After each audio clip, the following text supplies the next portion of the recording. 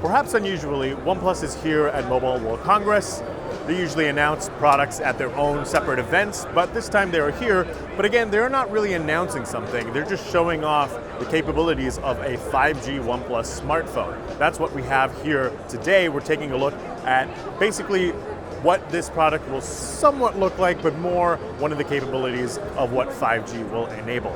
So the phone is quite covered up. It looks really tall, but that might just be misleading because you can see the edge of the phone on this side actually might go a little further down than you'd expect, whereas the edge on this side is actually quite lines up with the status bar, which is the edge of the phone. So it is really tall, but currently you can see that it's playing a game.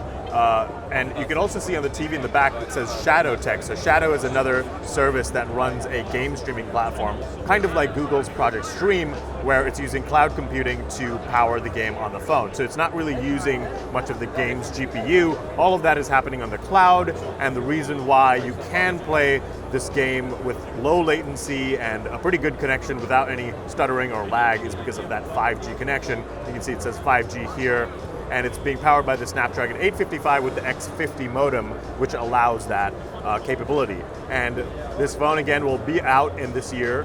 We just don't know what it'll be called, whether it'll be the OnePlus 7 or some kind of other special 5G device.